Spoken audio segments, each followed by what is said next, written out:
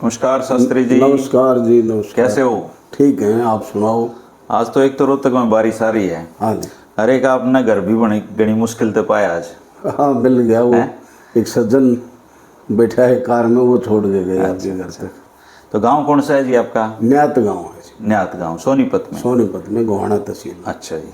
आपके गांव का क्या इतिहास है जी शास्त्री जी? मेरा गांव सन 1842 में वैशाख सुदी तीज दिन बुधवार के दिन इसकी बसासत हुई, स्थापना हुई। जी। और खानपुर पाना बाघ्यान से रामदत्त आकर यहाँ बसे। बसे। अच्छा जी। तो आपका ज़्यादा पुराना गांव नहीं है फिर ये तो, या दोबारा आबाद हुआ ये गांव? ये दोबारा आबाद हुआ जी। अच्छा, के कारण जी? पहले यहाँ शेरावतों का गांव था ये। अच्छा।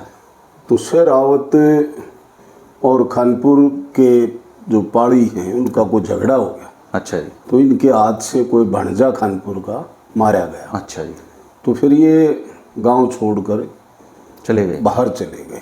तो उसके बाद किसी अंग्रेज अधिकारी का दौरा यहाँ हुआ। उन्होंने पूछा, भाई ये गांव वाले कहाँ गए? तो खानपुर बड़ा गांव था, खानपुर वालों से तसल्ली करी, भाई ये कहाँ गए, इनको ढूंढ के यहाँ पुनः आबाद करो। तो फिर खानपुर वाले उनको लाए ढूंढ के, और जी।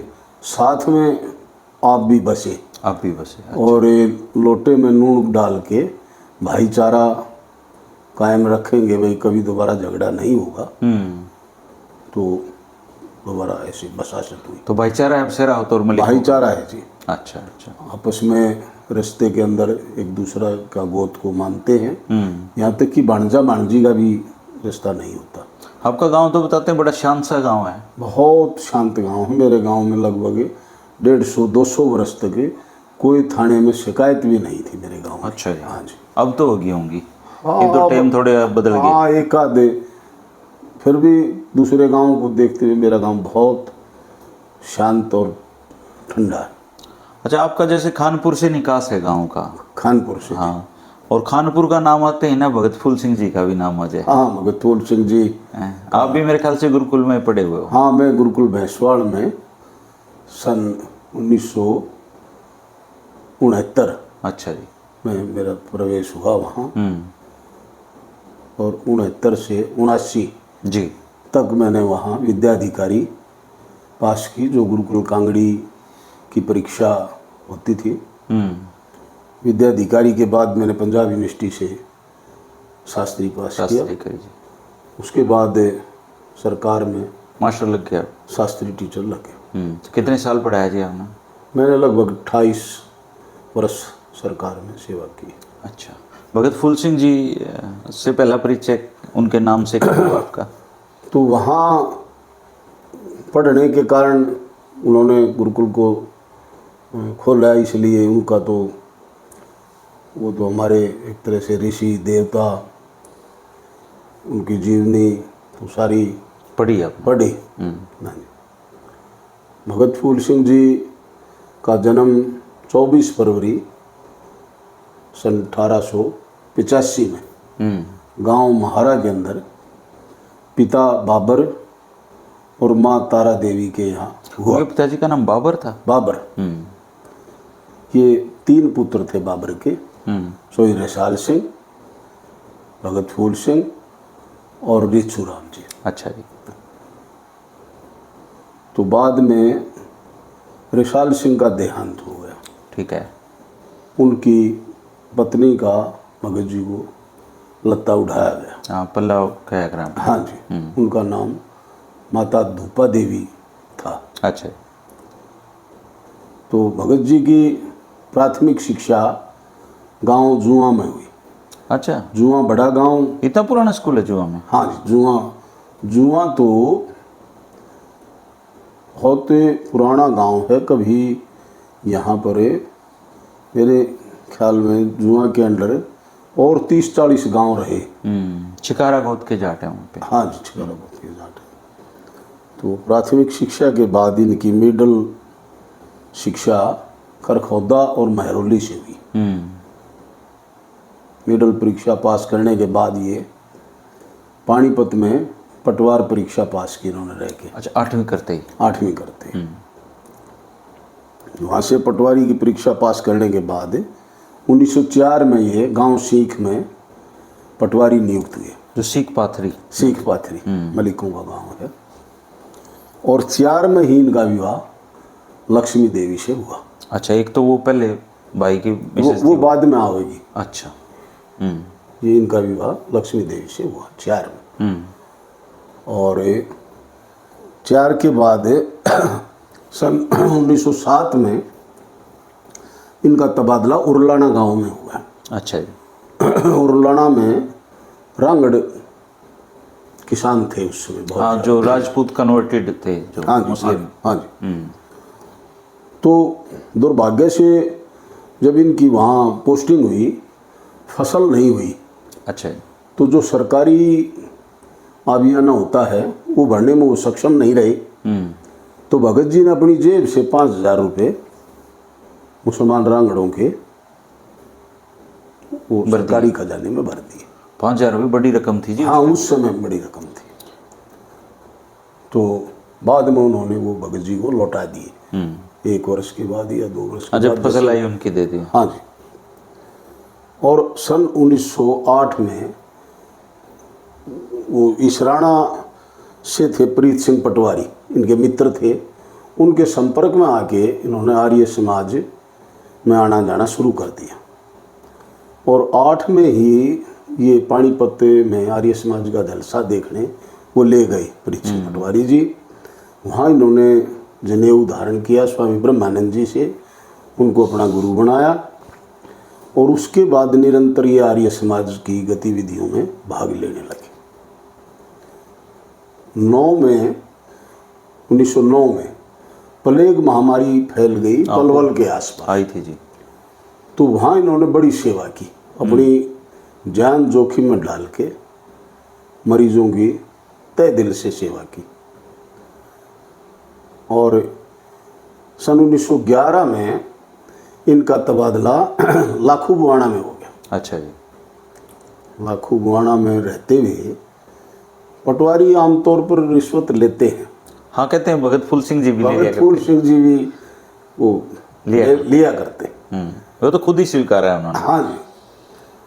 तो क्या हुआ, सन 1914 में लाखू बुआना में एक बनिया ने महाजन ने अपनी धर्मपत्नी को मार दिया।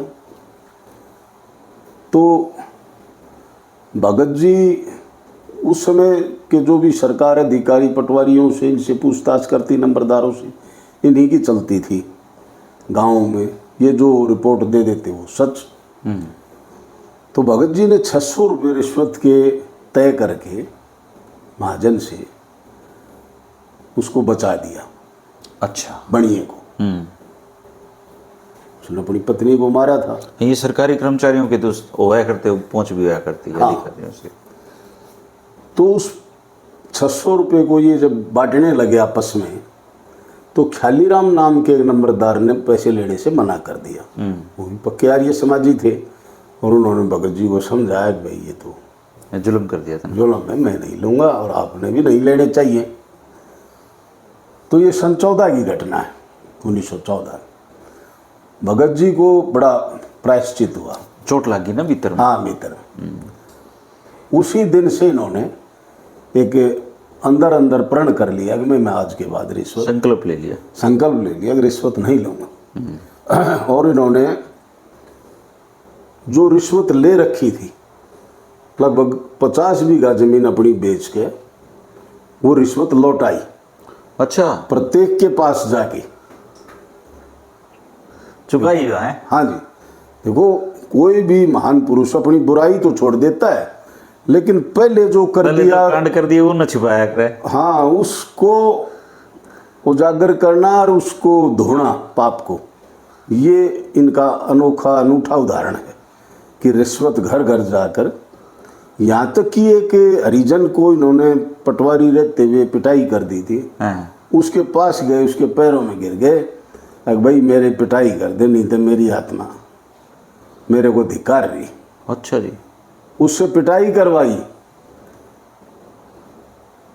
और सारी रिश्वत इन्होंने जो ली थी वो वापस दिलाई दी और प्रण कर लिया कि भाई रिश्वत के ये खिलाफ हो गए उस दिन। ये तो नौकरी से ही मन उब गया होगा उनका।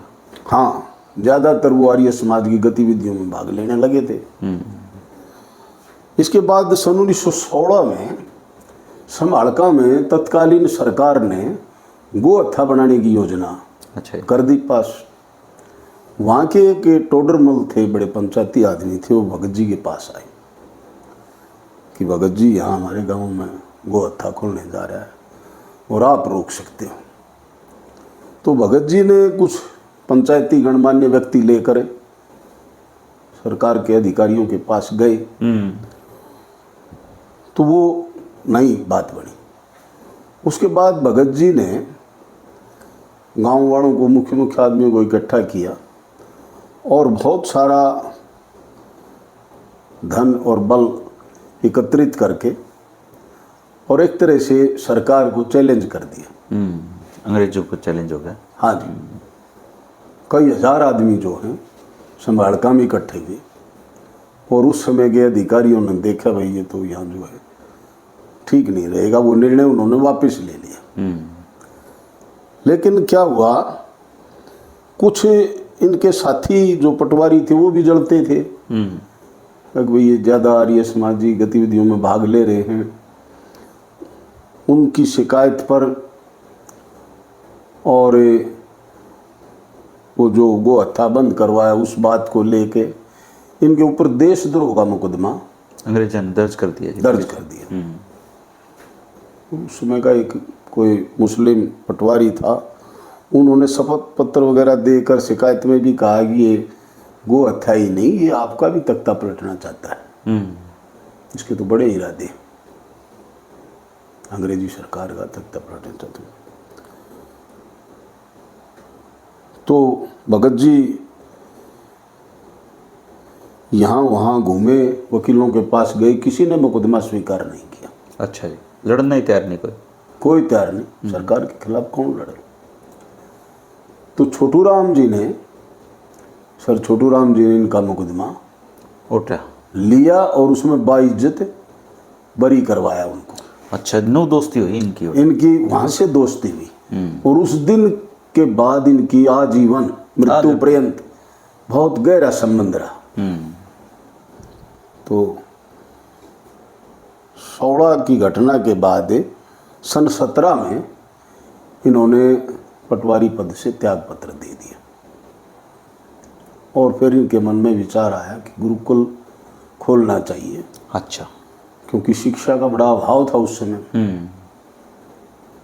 तो इस बात को ये सोचते हुए गुरुकुल कांगड़ी गए।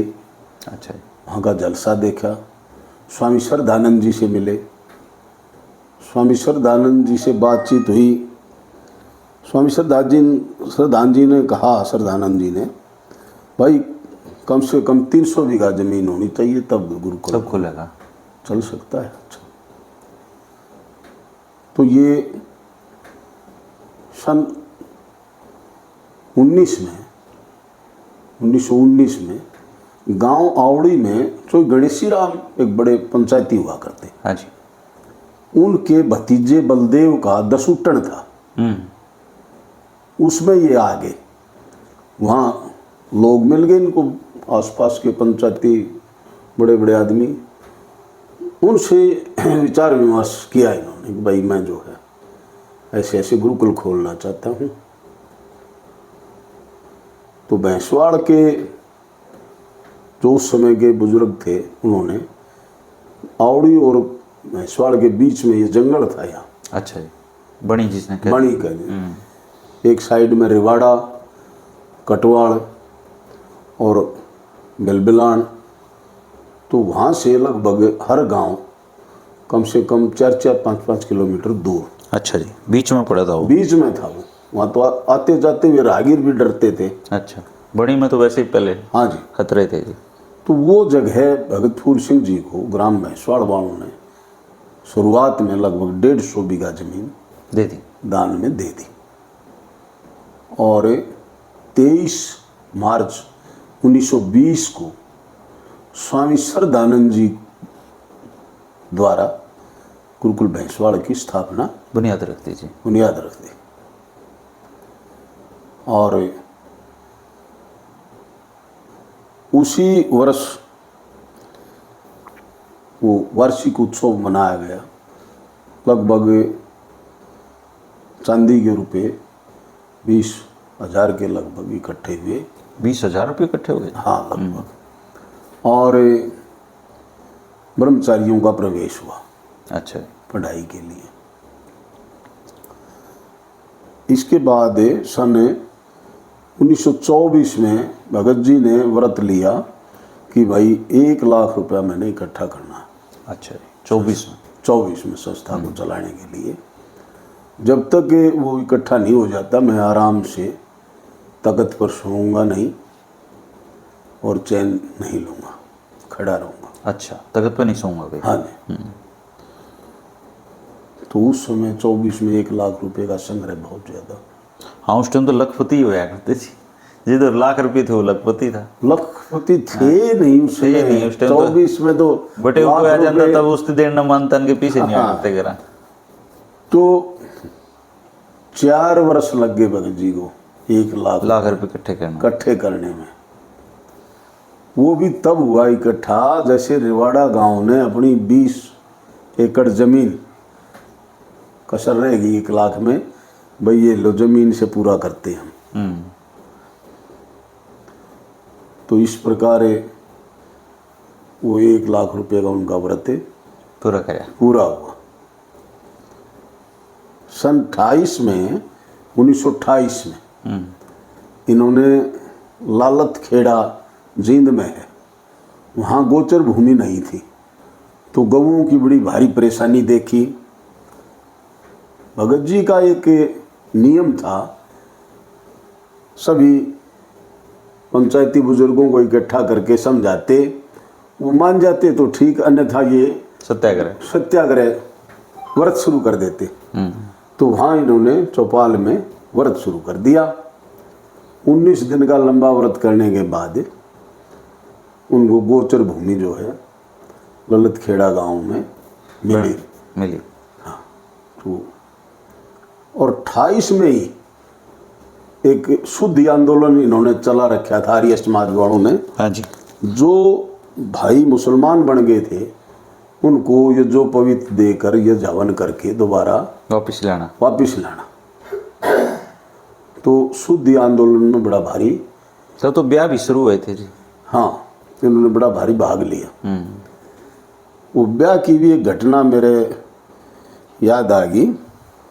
एक केर सिंह नामक युवक को मुसलमानों से इन्होंने आर्य बनाया। तो वो फिर मुसलमान उसका भात बढ़ते नाट गए, क्यों, वो तो भाई हिंदू बन गया।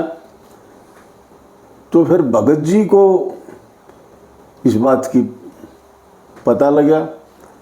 इन्होंने दादा घासीराम आउलाना से मिलकर ये वार्तालाप हुई और दादा घासीराम ने तो उसका भात भरा। और वो उसके कन्या ब्याही गई थी मटिंडू दैया की। तो उस दिन फिर दैया और मलिक भी नजदीक आ गए, जो थोड़ी बहुत अनबन रहा करती। हाँ। तो वो गले मिल गए, क्यों भात भरा भाई। बड़ा हाथी पे बैठ के गए, बड़ा जुलूस निकला बड़ी वो। अच्छा, वो मुस्लिम धर्म से फिर हिंदू में आया था वो केर सिंह। रायपुर के थे वो केर सिंह। रायपुर सोनीपत में ही पड़ता है। भगत जी के रोजाना के ऐसे काम थे, जैसे एक बिदल में चौपाल रुकी हुई थी वो बनवाई। आउलाना में 2 प्रमुख व्यक्तियों का झगड़ा था वो निपटवाया।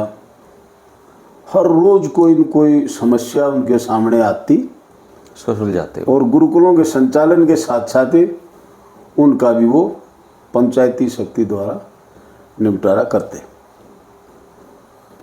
तो 28 के बाद सन 1932 में एक रेबड़ा गांव की घटना है। रेबड़ा गांव की एक राजू नाम की औरत, विधवा औरत, अपनी बेटी सहित पुठी जाने लगी। अच्छा जी। करामात मुसलमान रांगड़ के यहाँ, पुट्ठी में रहा करते। हाँ पुठी में। तो ये बड़ी एक तरह से बेइज्जती की बात। अब क्या ना एतराज करे होगा। हाँ, भगत जी के पास बात आई, भगत जी ने पंचायत रखी, पंचायत ने उनको बुलाया, कहा। लेकिन उस समय कुछ मुसलमानों की ज़्यादा ये चलती थी, मोनोपोली थी उस आपके एरिया में। हाँ हमारे संख्या बल भी थी, मजबूत भी थे बताओ। हमारे में भी और देश में भी ये जो रजवाड़े थे, बहुत सारे उनके नवाब थे ये। भले ही अंग्रेजों का राज हो, लेकिन पर वो तो दूसरे नंबर पे कुछ मुझे ऐसा लगता है इनकी चलती वह जो महिला थी, अगर वो मान जाती तो बात तो ही खत्म हो जानी थी। हाँ, वो भी नहीं मानी। उस टाइम की सोसाइटी तो इन चीजें ना अलाउ करनी थी। जब पंचायती तरीके से कोई फैसला नहीं हुआ तो उसके भतीजे ने, बारू नाम के उसके भतीजे ने उनको खेत में माँ बेटी को काट दिया। ओहो, मार दिया। अब उसने, करामात ने मुकदमा दर्ज करवा दिया, भाई मेरी पत्नी को मार दिया। अच्छा। और 200 बीघे जमीन उसके पास, राजू के। हाँ। तो भगत जी ने पूरी ताकत लगा के उस बारू राम को छुड़वाया। उसका बुजुर्ग पिताजी रहा होगा, केवल उसको काले पानी की सजा हुई थी। अच्छा जी। बाकियों को भगत जी ने छुड़वा दिया और वो 200 बीघा जमीन भी छुड़वा दी। इस बात को लेके और शुद्धि आंदोलन को लेके, पहले इतना तो नहीं, सीधी थोड़ी अंदर हाँ, करते हैं। मुसलमानों में भगत जी के प्रति कुछ ज्यादा ही रांगड़ों में ईर्ष्या बढ़ गई। भगत जी के जो मित्र प्यारे थे वो कहते भी थे, भगत जी आपको ये मारेंगे, छोड़ेंगे नहीं। भगत जी भी कहते, भाई मेरे से परमात्मा ने जितने दिन काम लेना है मैं करता रहूँगा, अब मारेंगे तो भाई मैं क्या कर सकता हूँ। तो 32 के बाद सन 1933 में एक सिरसा गांव की लड़की, मुसलमानों ने, गुंगा हेड़ी गांव है इधर निदाना के आसपास है, उन्होंने उसका अपहरण कर लिया। अच्छा जी। तो भगत जी के पास आई। जब उनसे वो कन्या नहीं छुड़वाई गई तो भगत जी ने पंचायती तरीके से उनको कहा सुना, फिर भी नहीं माने। उसके बाद निदाना गांव में पंचायत करी, बड़ा गांव है निदाना, और वहाँ से सीधी उनको एक तरह से चेतावनी दी गई, भाई या तो छोरी दे दो, छोरी दे दो, नहीं तो हम भी फिर इतने बहुत देना है, हम भी फिर आगे जो करेंगे, तुम्हारे जाट तो गंगा जी है, इसके सब के हम खप्पे हैं। तो उन्हें भय से उस लड़की को छोड़ दिया जी। छोड़ दिया। सन 1935 के आसपास की घटना है। एक शीशराम जी थे आवड़ी में, वृद्ध, उनकी पत्नी का पहले देहांत हो गया था। उनके 2 बच्चे उनके हकीकिया ने मार दिए। अच्छा। जमीन के लालच में। तो अब उनकी शादी कौन करे, क्योंकि वृद्ध थे। वो हकीकी पकड़े गए, काला पानी भेज दिया उनको। उस वृद्ध किसान का घर आबाद करने की बात आई, भगत जी के पास बात पहुंची और भगत जी ने भी विचार विमर्श करा। एक खानपुर गांव में एक किसान के 2 पत्नियां थी। अच्छा जी। एक तो उनकी ब्याता और एक भाई गुजर गया था, उसका लता उड़ा। तो आपस में उन्होंने बातचीत करी कि भाई हम उससे जो है एक पत्नी को मांगते हैं, इसके लता उड़ाने की जो रस्म थी उसको करते हैं, इसका घर आबाद हो जाएगा। उस किसान के पास गए और ऐसा उन्होंने वहाँ अनुनय विनय किया और परमात्मा की दया से भगत जी की इतनी दिव्य दृष्टि थी, इतनी वो थी कि इनकी बात को हर कोई मान लेता था। तो वो औरत जो है आवड़ी गांव में आई और आवड़ी गांव में बच्चे हुए, आज उनके पोता पोती हैं और घर बसा हुआ है। ये एक मलिकों के भाईचारे की अनूठी मिसाल है। इस तरह से आवड़ी में भी मलिक हैं, खानपुर में भी मलिक हैं। इस तरह से आदान प्रदान होना ये अपने आप में एक पुराने टाइम की घटना है जी। अनोखी मिसाल है। का जो नवाब था 1939 में, वो हिंदुओं के प्रति क्रूरता अपनाए हुए था। हाँ, सत्याग्रह चला था वो भी लंबा। हाँ, हैदराबाद आंदोलन बोलते हैं। हैदराबाद में हिंदुओं को के प्रति अत्याचार किए हुए था। उनको मंदिर नहीं बनाने देता, यज्ञ हवन नहीं करने देता, प्रभात फेरी नहीं निकालने देता। तो काफी आर्य समाज गए थे जी। स्कूल ये कुछ नहीं बनाने देता। तो सत्याग्रह आंदोलन चला उसके खिलाफ। बिल्कुल जी। यहाँ से हरियाणा से, खासकर रोहतक से भगत जी को उसका मुखिया बनाया गया। भगत जी ने सैकड़ों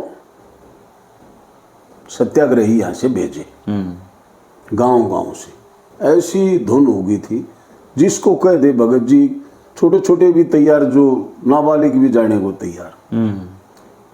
लेकिन उनको तो नहीं भेजा, और जवान बच्चे हैदराबाद भेजे। हैदराबाद बहुत ज़्यादा संख्या में भेजे, और वहाँ जो है आंदोलन सफल हुआ, उसमें जीते। तो जितने संख्या यहाँ पंजाब से गई थी, उसमें लगभग 4000 अकेले रोहतक से गए थे सत्याग्रही। उसी वर्ष रोहतक में एक सफल वार्षिक उत्सव कह लीजिए मनाया गया, जिसमें आर्य समाज का जी, आर्य समाज का, जिसमें मदन मोहन मालवीय जी को बुलाया गया, और हाथी पर उनको बैठा के जुलूस यात्रा निकाली गई। वो भगत जी को भी बैठने के लिए कह रहे थे, लेकिन भगत जी ने अपने जीवन काल में कभी किसी ऊंचे पद पर नहीं रहे, ना कभी किसी ऊंचे आसन पर वो बैठे। वो अपने आप को यूँ कहते थे, भाई मैं तो प्रायश्चिती व्यक्ति हूँ, मैं तो प्रायश्चित करता हूँ, मेरे ज़्यादा महान कर्म पहले नहीं रहे, मेरे से जो गलतियाँ हुई हैं मैं उनका प्रायश्चित कर रहा हूँ। अपने आप को बड़ा नहीं माना। वो कहते ना, बड़े बड़ाई ना करें, बड़े ना बोलें बोल, हीरा कब कहे कि मेरा इतना मोल। तो उसी उक्ति को चरितार्थ करते हुए भगत जी अपने जीवन में अपनाया उन्होंने इस बात को। 39 के बाद सन 1900, बीच में एक सन रह गया जी, सन 1900 उसको ले लेते हैं 36 को। सन 36 में लड़कियों के लिए उन्होंने खानपुर गुरुकुल की स्थापना की। 36 में खुला है। 36 में। इसकी थोड़ी रूपरेखा बताता हूँ मैं। सन 27 ईस्वी के आसपास से गुरुकुल भैंसवाड़ के बच्चों के लिए जी वहाँ पर रूपराम एक साधु रहते थे, उनकी 13 बीघे जमीन थी, एक मंडी थी। उसके मरने के बाद वो भगत जी को दे दी गई। अच्छा। तो वहाँ गौशाला स्थापित कर दी 27-28 में। वहाँ से घोड़े पर रोजाना ब्रह्मचारियों के लिए दूध खानपुर से भैंसवाड़ आता था। तो उसी 27-28 में गौशाला के बाद भगत जी की इच्छा हुई कि लड़कियों के लिए भी गुरुकुल होना चाहिए। तो इन्होंने 33 में अस्थायी रूप से पहले कासंडी में कन्या गुरुकुल खोला। फिर 34 में भगवत भक्ति आश्रम है जींद में, वहाँ पर चलाया गुरुकुल। वहाँ क्यों चलाया? सन 34 में ही पद्मश्री बहन सुभाषिणी की वहाँ एज ए हेड नियुक्ति होगी प्राथमिक विद्यालय में। हेड उनकी बेटी। तो कितनी औलाद है भगत फूल सिंह जी? भगत फूल सिंह के 2 लड़कियां हैं। अच्छा। 14 अगस्त 1914 में जब इनकी नियुक्ति भगत जी की लाखू बुआना में थी एज ए पटवारी, वहीं पर बेटी का जन्म हुआ सुभाषिनी देवी का, अच्छा जी, माता लक्ष्मी देवी की कोख से। ओके। उसके ठीक 2.5 वर्ष बाद माता लक्ष्मी देवी का देहांत हो गया। उसके बाद माता धूपकौर का लत्ता इनको उठाया, यानी कि ये 18-19 की घटना। फिर धूपकौर जी से भी बच्चा हुआ? एक गुणवती नाम की लड़की धूपकौर से हुई। गुणवती की कोई संतान नहीं है, और बहन सुभाषिनी की 2 लड़कियां हैं, कमला देवी और विजय रानी। अच्छा जी। कमला देवी का सन 1937 का जन्म है, जो भगत जी के जीते जी हो गया था, और विजय रानी का 49 का जन्म है, 1949। ये हैं दुनिया में विजय रानी जी? हाँ, दोनों हैं। दोनों हैं। कमला रानी भी हैं, वो फरीदाबाद दिल्ली रहती हैं, और विजय रानी सोनीपत रहती है। अच्छा जी।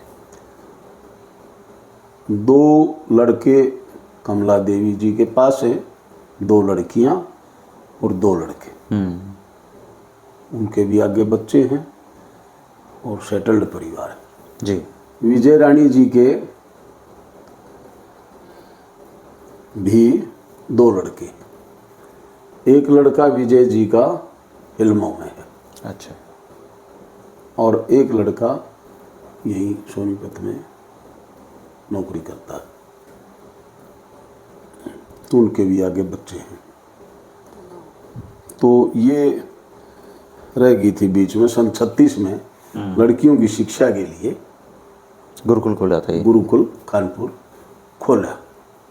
गांव ने बाद में जो खोला, ये पहला गुरुकुल था हरियाणा का, तो देश का भी कहीं देश में खुल चुके थे उस समय? बहुत ज़्यादा गुरुकुल खुले हुए थे। अच्छा, ये गुरुकुलों की भी बड़ी कहानी ये है। हरियाणा का पहला होगा लड़कियों का? लड़कियों का पहला, लड़कियों का पहला है। लड़कों का उससे पहले पंडित विश्वम्भर दयाल ने गुरुकुल झज्जर खुल चुका है, और गुरुकुल मटिंडू खुला है।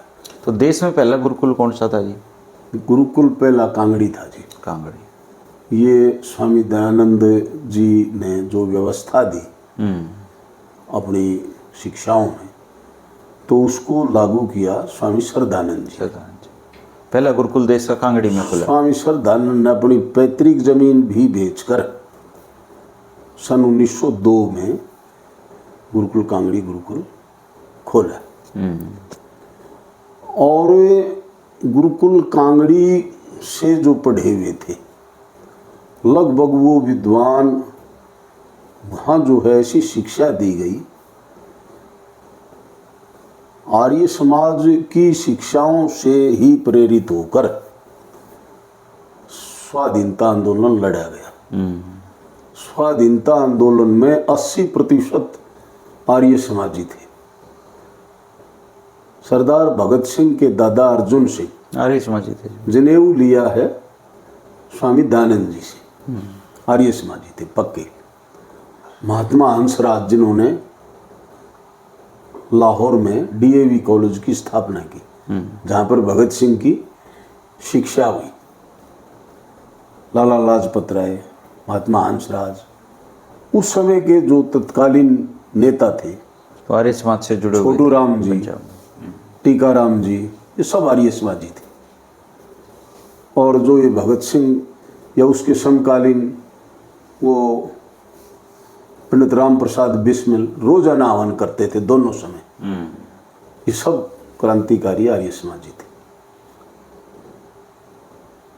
तो 36 में कन्या गुरुकुल की स्थापना हुई, और फिर हम 39 में चल रहे थे।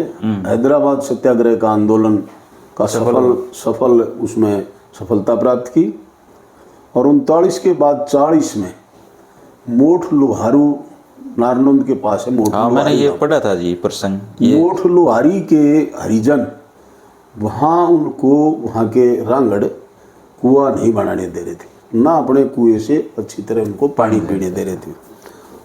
तो वो तंग होते होते उन्होंने नाम सुन लिया भगत फूल सिंह है भाई, वो बनवा सकता है। वो बेचारे भैंसवाड़ गुरुकुल में आए, भगत जी के पैरों में गिर गए, भगत जी हमें बचाओ, पीने का पानी भी नहीं। हाँ हमें बचाओ, ये समस्या हमारे सामने।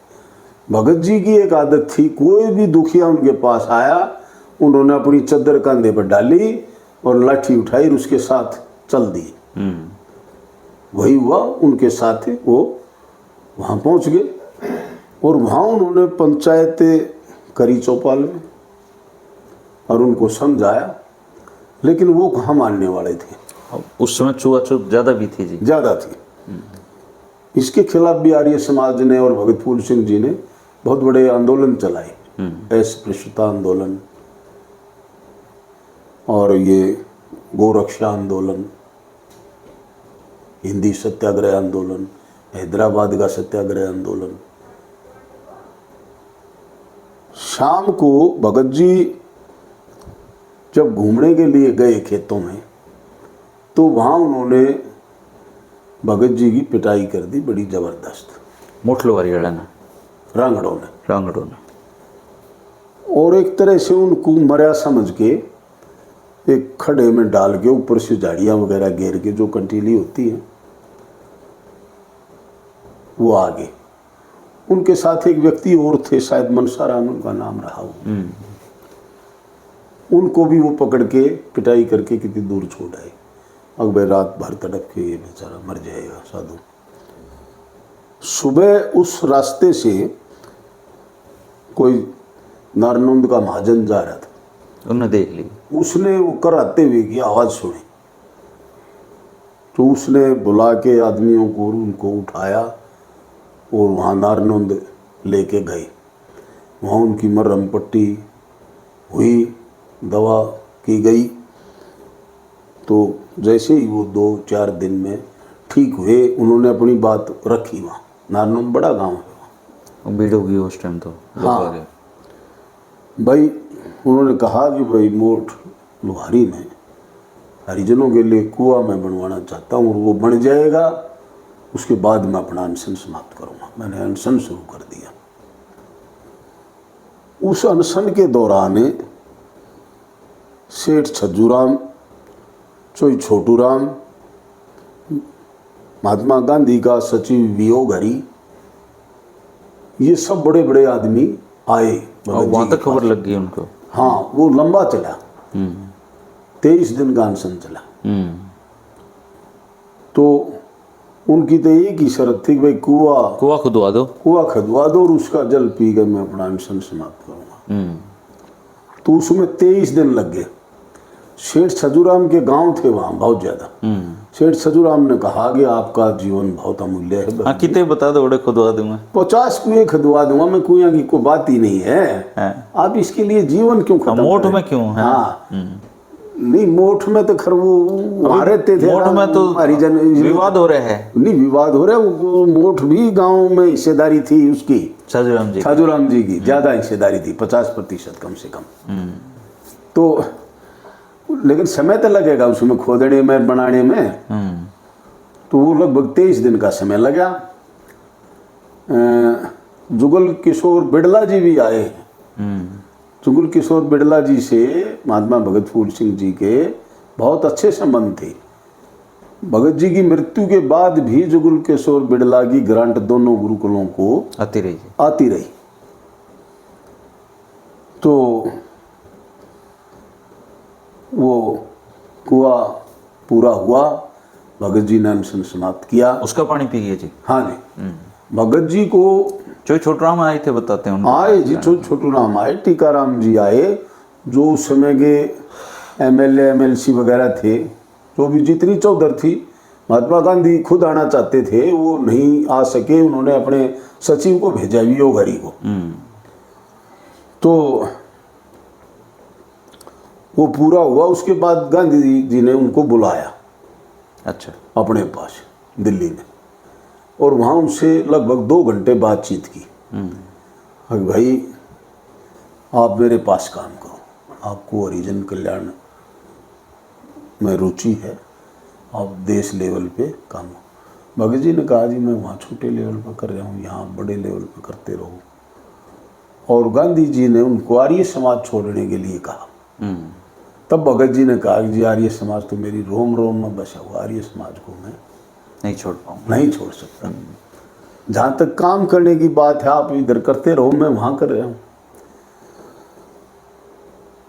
तो उन्हीं दिनों हरिजन सेवक एक अखबार निकलता था दिल्ली से, तो अब महात्मा गांधी जी निकालते थे। हाँ, उस अखबार में ये 26 अक्टूबर 1940 के हरिजन सेवक में उन्होंने गांधी जी ने अपने से महान बताया भगत फूल सिंह को अनशन के मामले में, व्रत के मामले में। उन्होंने ये स्वीकार किया कि राजकोट में मेरे से हुआ नहीं इतना बड़ा अनशन, इतना संयम, आप मेरे से महान हो, ऐसा गांधी जी ने बोला। अगर थोड़ा सा भी भगत फूल सिंह में स्वार्थ होता तो उस समय गांधी जी तो उस टाइम देश में बहुत बड़े थे, राष्ट्रीय लीडर। अगर वो अपना स्वार्थ चाहते तो उनके साथ लग सकते थे, पर उनका जी तो बड़ा ही था ना। हाँ, लेकिन उन्होंने तो एक आम साधारण जन सेवक जी थे। तो गुरुकुल कानपुर, हाँ, जनता की सेवा करनी थी। गुरुकुल भले ही खोल दिए हों, लेकिन रोजाना कहीं न कहीं वो जाते रहते थे। कंबल रखते थे अपने चादर यहाँ पे। हाँ, कंबल और एक झोला काख में और एक लट्ठी उठाई चल दिए, कोई समस्या लेके आ गया उसी के वहाँ चल दिए। इसके बाद 1941 में लोहारू है भिवाड़ी में, हाँ है जी, वहाँ का नवाब मुसलमान वो आर्य समाज के व्यक्ति प्रजामंडल आंदोलन चला जी। फिर हिंदुओं को मंदिर ना बनाने उन्होंने दे, तो बहुत मारे जी, बहुत उनका झगड़ा सोराणों ने काफी वहाँ पे कुर्बानियाँ दी अपनी। तो भगत जी के पास आए, वहाँ से ये शिकायत है कि भाई वहाँ हमें मंदिर नहीं बनाने दे, प्रार्थना सभा नहीं करने देते। भगत जी उनके साथ चल दिए। एक दिन निश्चित हो गया कि भाई उस दिन जलसा होगा, सुबह प्रभात फेरी होगी। हाँ, तो प्रभात फेरी जैसे निकाल रहे थे तो जानबूझ के उन मुसलमानों ने एक तंगड़ी में से उनका वो रास्ता करवा दिया, भाई यहाँ से गुजरो।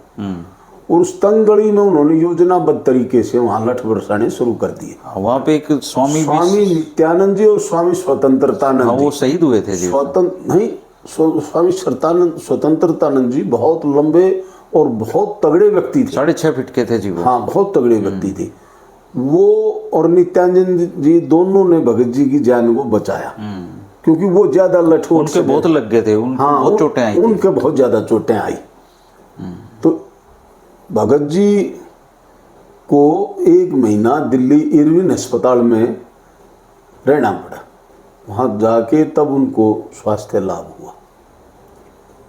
तो फिर बना हुआ आर्य समाज मंदिर वहाँ पे। हाँ, बड़ा सारे काम हुए, उस नवाब को झुकना पड़ा। और फिर जो है इसी श्रृंखला में अंत में 14 अगस्त 1942 को, आज के दिन बलिदान दिवस, शहीदों की चिताओं पर लगेंगे हर वर्ष मेले, वतन पर मरने वालों का यही बाकी निशा होगा। आज ही के दिन वो सायंकाल वट वृक्ष के नीचे, जहाँ आजकल यज्ञशाला है, वहाँ बैठे हुए प्रभु भक्ति कर रहे थे। क्या टाइम था जी? 9 बजे सायंकाल, सोने की तैयारी हो रही होगी। हाँ, बैठे थे, आसपास के व्यक्ति बैठे थे, वो बातें कर रहे थे, आत्मा परमात्मा से संबंधित चर्चाएं चल रही थी। उसी समय 5 मुसलमान फौजी वेश धारण किए हुए घोड़ों के ऊपर 5 रंगड़ आए, 5 रंगड़ आए। फौज की वर्दी पहने, फौज की वर्दी। उन्होंने बैटरी से ऐसे प्रकाश मारा, सुना है यहाँ पर तुम फौजी भगोड़ों को रखते हो? नहीं जी, यहाँ तो गुरुकुल है बच्चियों के पढ़ने के लिए। नहीं, हमने सुना है यहाँ फौज के आए हुए भगोड़े छुपा रखे। भगत फूल सिंह कौन है तुम्हारे में से? तो उन्होंने कहा भगत फूल सिंह मैं हूँ। शनाख्त करके पूरी यूँ बैटरी मार के दाढ़ी से पहचान करके, और उन्होंने 3 गोलियां जो हैं मारी जी उनको। मारी। उसी समय भगत फूल सिंह जो है शहीद हो गए। और फिर अगले दिन उनका पोस्टमार्टम के लिए शरीर जो है रोहतक लाया गया। 15 तारीख को उनका पोस्टमार्टम हुआ और 16 तारीख को अगस्त 16 को गुरुकुल भैंसवाड़ में उनका दाह संस्कार किया गया। कई हजार व्यक्ति उनके दाह संस्कार में शामिल हुए और कई मण गेहूं और सामग्री से और चंदन आदि लकड़ियों से उनका दाह संस्कार किया गया। जहाँ पर उनका दाह संस्कार हुआ, आज उसके कुछ समय बाद वहाँ पर एक भव्य बिल्डिंग 2 मंजिला जो आज भी है, बहुत अच्छी बिल्डिंग वहाँ बनाई गई उन्हीं की स्मारक के लिए। स्मारक तो उनके गुरुकुल भी हैं, लेकिन उस जगह के ऊपर बिल्डिंग बनाई गई। तिथियों का जब संयोग देखिए, भगत फूल सिंह का 14 अगस्त को बलिदान दिवस है और बहन सुभाषिनी का 14 अगस्त 1914 को जन्मदिन। 16 तारीख को शोक सभा हुई। ठीक 1 महीने बाद भगत फूल सिंह की 16 सितंबर को कन्या गुरुकुल खानपुर में, जिसमें सेठ छज्जूराम, छोटू राम जी, टीकाराम जी, लहरी सिंह जी, उस समय के जितने बड़े बड़े नेता थे सब आए। सब ने गुरुकुल की चिंता की और जितना गुरुकुल के ऊपर कर्ज था वो उसी समय दान स्वरूप देकर चुकता किया गया। और ये संकल्प लिया गया चोई माड़ू सिंह जी के नेतृत्व में, अगले गुरुकुल को आप संभालें और इसको आगे बढ़ाएं। और महान देवी, महान बाप की महान पुत्री बहन सुभाषिनी देवी पद्मश्री का देहांत हुआ 10 मार्च 1903 को हृदय गति रुक जाने से। इनकी शोक सभा भी 16 मार्च को, फरवरी तो नहीं काम, मार्च को 16 मार्च को शोक सभा भगत फूल सिंह की, 16 सितंबर को, और 16 ही तारीख को शोक सभा बहन सुभाषिनी की कन्या गुरुकुल खानपुर में हुई। तो ये तिथियों का, तो जैसे भगत जी ने प्राण त्यागे, उनका बलिदान हुआ, उसके बाद बहन सुभाषिनी जी की क्या भूमिका रही? बहन सुभाषिनी जी भगत जी के जीते जी ही भगत जी ने इनकी नौकरी को छुड़वा दिया था।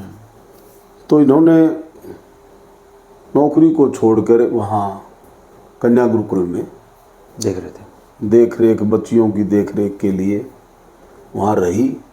और क्रमशः, क्योंकि भगत जी तो 42 में शहीद कर दिए गए और तब तक गुरुकुल बिल्कुल दयनीय अवस्था में था। कच्चे कमरे थे जी, और 4 दीवारी नहीं, जंगल चारों ओर, हिंसक पशुओं का डेरा, केवल परमात्मा और इस इलाके के लोग संभालने वाले थे। तो आसपास के लोगों ने बहन जी का साथ दिया। ईश्वर कृपा से वो धीरे धीरे, पहले उन्होंने हाई स्कूल जैसे हुआ, प्राथमिक शिक्षा हुई, फिर हाई स्कूल को बनाया गया, फिर डिग्री कॉलेज को, फिर क्रमशः आयुर्वेदिक कॉलेज को, और अब तो यूनिवर्सिटी बन रही है, शिक्षण प्रशिक्षण कॉलेज बीएड के लिए, फिर पॉलिटेक्निकल कॉलेज, फिर विधि कॉलेज। तो इस तरह से 2-4 वर्ष में बहन जी काम करती, निरंतर आगे बढ़ती रही। उनका काम करने का तरीका बड़ा अनोखा था। एक एक दाना और एक एक रुपये का संग्रह करके उन्होंने विश्वविद्यालय स्तर तक गुरुकुल को पहुंचाया। अब तो यूनिवर्सिटी है ही जी। हाँ, तो फिर परमात्मा की दया से हम सब आसपास के व्यक्ति, क्या हुआ, लास्ट में मैनेजमेंट का आपस में झगड़ा रहने लगा क्योंकि बहन जी भी गुजर गई, संभालने वाला कोई रहा नहीं। तो मैं सोचूं मैं प्रधान बन जाऊं, दूसरा सोचूं तू बन जा। तो मैनेजमेंट का झगड़ा रहने लगा। सन 5 में भूपेंद्र सिंह हरियाणा के मुख्यमंत्री बने और हमने इनके पास ये प्रस्ताव रखा इलाके ने कि इसके आपके पिताजी भी गुरुकुल भैंसवाड़ में पढ़े हैं और आपके पिताजी का और आपका भी लगाव रहा है गुरुकुलों से, तो बंशी लाल जी का भी लगाव रहा। सभी तकरीबन मुख्यमंत्री वहाँ आए, सभी ने अपना सहयोग दिया, चाहे वो केंद्र के मंत्री हों, बाबू जगजीवन राम हों, सोनिया गांधी हों, सभी आए वहाँ और सभी ने अपनी उस यज्ञ में आहुति डाली। तो भूपेंद्र सिंह ने इलाके की बात को स्वीकार किया और 6 में इसको विश्वविद्यालय 2006 में। अब तो काफ़ी हजारों बच्चे शिक्षा लेते हैं जी। हाँ, हजारों कई हजार बच्चे हर तरह की शिक्षा वहाँ पा रहे हैं और बहुत ही अच्छा बहन सुदेश आजकल सुदेश चिकारा जी हैं। हाँ, वो भी VC जुआ है, गाँव की हैं। वो भी एक आर्य परिवार की बेटी है। चौधरी खजान सिंह जी की चौधरी बेटी। खजान सिंह जी बड़े पक्के आर्य समाजी। हाँ, उन्होंने गांव में आर्य समाज मंदिर भी बनाया। हाँ, मंदिर भी। और बड़े सज्जन पुरुष थे वो, पैदल घूमते थे। बच्चों को वो ये व्यायाम वगैरह सिखाते थे, कुश्ती खासकर सिखाते थे। जी जी। और जनेऊ मैं गया हूँ उनके आर्य समाज मंदिर में। हाँ, कई बार जाने का मौका मिला। तो वो बड़ा अच्छी। चौधरी मित्र सेन जी से उनकी दोस्ती होती थी। हाँ, मित्र सेन जी हाँ। बड़े आर्य, इन्होंने भी अपने समय में लाखों कई लाख रुपया गुरुकुलों के लिए, शायद ही कोई गुरुकुल ऐसा हो जहाँ इन्होंने दान ना दिया। चौधरी माड़ू सिंह जी भी आजीवन मेरे ख्याल से गुरुकुलों से गुरुकुल के आजीवन प्रधान रहे। वो भगत फूल सिंह के जीवित रहते हुए जो एक कमेटी होती है चलाने के लिए, उस कमेटी में अच्छे पद पर थे, शायद सचिव रहे हों। भगत जी ने ही इनको रखा था, तब ये जवान थे। शास्त्री जी, ये जब भगत फूल सिंह जी का बलिदान हुआ उसके बाद क्या उन पे मुकदमेबाजी भी हुई? किस पे? जिन्होंने मारा था। हाँ, वो मुकदमेबाजी भी हुई और लेकिन दुर्भाग्य से उनको हम सजा नहीं दिलवा सके। अच्छा। क्योंकि 47 में देश का विभाजन हो गया और एक गृह युद्ध जैसी स्थिति थी देश में, मार काट मची हुई थी और कई जो उनके अनुयायी थे भगत फूल सिंह जी के, जैसे वैद्य धर्मपाल जी खासकर, उन लोगों ने मारे मारे घूमे भी कहीं वो मिल जाए। उनका कोई रिश्तेदार पकड़ा था मारने वालों का और पकड़ करे वो बहन जी के पास ले आए। अब बहन जी ये उसका रिश्तेदार, मारने वालों का रिश्तेदार है, इसका हम क्या करें? बहन जी बोली, भाई मेरे पास से इसको ले जाओ, मुझे नहीं पता तुम क्या करो, इसको छोड़ दो। वो कहाँ छोड़ने वाले थे, उसको लाखूवाड़ा के खेतों में जाके मार दिया और पुड़ियों के झुंड में उसको फूंक दिया। कोई उनका कोई रिश्तेदार था, वो सारे माइग्रेट हो गए, पाकिस्तान चले गए। वो एक तरह से सरकार भी कुछ नहीं कर पाई, हम भी कुछ नहीं कर पाए। हाँ, वो तो कैदी भी माइग्रेट हुए थे तो। हाँ, वो ना पकड़े भी नहीं गए थे वो। अच्छा, पकड़े भी नहीं गए? पकड़े भी नहीं गए वो, क्योंकि सैनिक वेश में थे और शाम का समय था तो चेहरे भी पहचान नहीं। लेकिन वो कौन से गांव के थे ये पता चला? ये पता चल गया था। पुट्ठी के रांगड़ थे और गढ़वाड़ के थे। अच्छा। दोनों गांव से थे, 2-3 उससे थे, 2 उससे थे। पूरी प्लानिंग करके 5 वो थे। इस तरह से उन्होंने उनको मारा। जो उनकी बेटी थी भगत फूल सिंह जी की, हाँ जी, सुभाषिनी जी, हाँ जी, उन्होंने कोई चुनाव भी लड़ा? हाँ, चुनाव लड़ा था उन्होंने। कब का? ये 1900 इमरजेंसी के दौरान है। अच्छा, जनता पार्टी से? नहीं, MP का चुनाव कांग्रेस से। तो उस टाइम तो खराब था माहौल कांग्रेस माहौल खराब था, कोई टिकट लेने के तैयार नहीं था। और जो बंशीलाल जी ने इनके मना करने के बावजूद, का। अच्छा, बहन जी नहीं चाहती थी। वो तो चुनाव बंसीलाल जी भी हार गए थे। हाँ, वो नहीं चाहती थी, वो दूसरों के लिए सिफारिश कर देती थी बहन जी। हाँ। जैसे उन्होंने शांति राठी के लिए कई बार सिफारिश की। अच्छा। और एक वो इधर से थी, शेख की लड़की थी, वो प्रसन्नी देवी। प्रसन्नी देवी जी, उनके लिए टिकट की वो, क्योंकि उस तत्कालीन जो कांग्रेस के बड़े नेता थे वो सभी बहन जी को आदर सम्मान देते थे और जानते थे। तो वो चाहती तो अपने लिए टिकट ले सकती थी, बन भी सकती थी। खराब टाइम में टिकट दी। नहीं, टिकट वो जबरदस्ती दी गई, वो नहीं चाहती थी। तो उस समय वो हार गई। इमरजेंसी का जो बड़ा दुख हुआ होगा उनका। हाँ, दुख तो होना ही था। मैं उनके पास से सन 2 में उन्हीं के पास बैठकर उन्हीं की जुबानी मैंने उनकी जीवन गाथा लिखी। अच्छा। जीवन की परिचय एक पुस्तक लिखी है। हाँ। उनके पास बैठ के सारा भगत जी का भी वृत्तांत उन्हीं से सुना है मैंने। मैं बहन सुभाषिनी के बहुत नज़दीक रहा। मैं सन 4 से 2000 तक मैनेजमेंट में सचिव भी रहा। अच्छा, काम करे आपने। हाँ, गुरुकुलों की सेवा का मुझे भी मौका मिला है, बहन जी के साथ काम करने का, उनके साथ रहने का। बढ़िया जी। आज देखो उनका बलिदान दिवस भी है। हाँ। आपने पूरी गाथा भी सुनाई है उनकी। हाँ, इनसे हमने प्रेरणा लेनी चाहिए। इनके बलिदान, प्रेरणा तो यही है जी, निस्वार्थ सेवा है। हाँ, निस्वार्थ सेवा करनी चाहिए। भगत फूल सिंह का कोई ना बैंक अकाउंट था ना कुछ नहीं था। वो चाहते थे कि पंचायती शक्ति ही सबसे बड़ा सहारा है। जहाँ पंच वहाँ परमेश्वर। और रिश्वतखोर व्यक्ति सांप से भी ज्यादा खतरनाक है, ऐसा वो कहते थे। जुल्म सहने वाला पापी है, करने वाला पापी है, और सहने वाला महापापी है। जुल्म करना भी गलत और सहना भी गलत। ठीक बात है जी।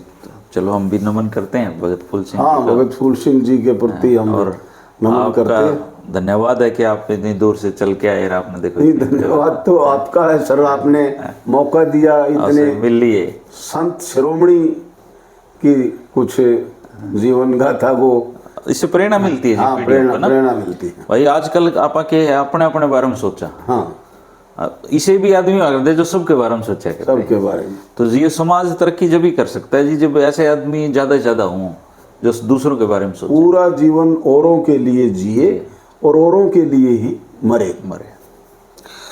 तो भगत फूल सिंह जी को नमन करते हैं। आप भी जरूर ऐसे महान पुरुष के लिए 2 शब्द जरूर लिखना दोस्तों। शुक्रिया। नमस्कार। नमस्ते जी। नमस्ते।